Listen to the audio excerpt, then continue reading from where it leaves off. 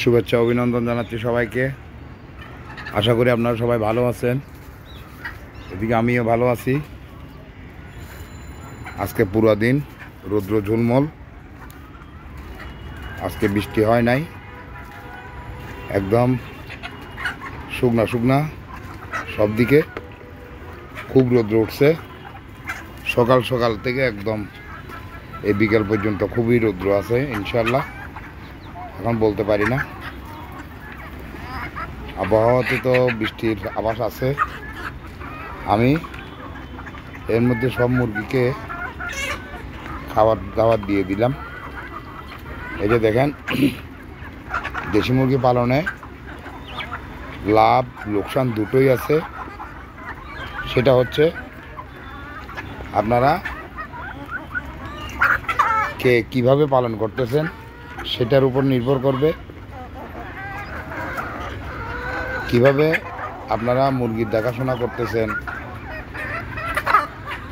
কিভাবে মুরগিকে পালন করতেছেন, পরিবেশ কীরকম দিচ্ছেন সেটার উপরে। আর না হলে লোকসানের পরিমাণে বেশি। মুরগি পালন করতে না জানলে, আপনি ম্যানেজমেন্ট যদি না বুঝেন মুরগির, তাহলে লোকসান অনিবার্য। তো আপনারা এই 2-10টা মুরগি দিয়ে, 20টা মুরগি দিয়ে, দেশি মুরগির বাচ্চা দিয়েও আপনারা শুরু করতে পারেন। দেখবেন আস্তে আস্তে আপনারা মুরগি পালন আয়ত্তে নিয়ে আসতে পারবেন। আর নতুন উদ্যোক্তা হইলে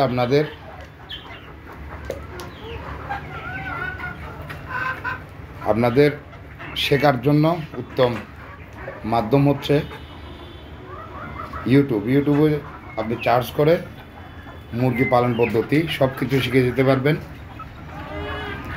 আর যে কোনো একটা ইউটিউব চ্যানেলে ঢুকলে আপনি সাবস্ক্রাইব করে ওই চ্যানেলটার সাথে থেকে ওনার পালন পদ্ধতি অনুসারে আপনি পালন করতে পারেন।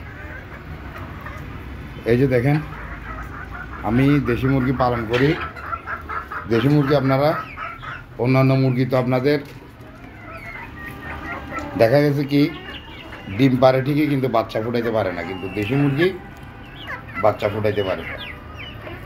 দেশি মুরগির নিজে থেকে বাচ্চা ফুটাইতে পারে। অন্যান্য যেমন লেয়ার মুরগি, ব্রয়লার মুরগি, যেমন সোনালি মুরগি, পাউমি মুরগি, অস্ট্রালব মুরগি, এইসব মুরগি ডিম দেয় ঠিক, কিন্তু বাচ্চা ফুটাইতে পারে না নিজে। তো দেশি মুরগি সঠিকভাবে পরিচর্যা দিয়ে যদি আপনি পালন করতে পারেন, তাহলে দেখা গেছে কি আপনি লাভ করতে পারবেন। না হলে লোকসানের পাল্লায় ভারী। এটা আমি আমার অভিজ্ঞতা থেকে বলতেছি। আপনাকে পালন পদ্ধতি বুঝতে হবে, আর না হলে লোকসানে পড়বেন। তাই সেই জন্য বলছি, অল্প মুরগি দিয়ে আগে আপনি মুরগি পালন পদ্ধতি বুঝে নেন। আস্তে আস্তে মুখস্থ করেন ওদের চরিত্রটা, তারপর দেখবেন মুরগি পালন আপনাদের জন্য সহজ হয়ে গেছে। ঠিক আছে, আজকের ভিডিও পর্যন্ত। আপনারা সবাই সুস্থ সুন্দর ভালো থাকবেন। আমার চ্যানেলটাকে সাবস্ক্রাইব করবেন, ফেসবুকে ফলো দিয়ে রাখবেন, লাইক কমেন্ট করবেন, শেয়ার করে সবাইকে দেখা শুরু করে দিবেন। খোদা হাফেজ, আসসালামু আলাইকুম।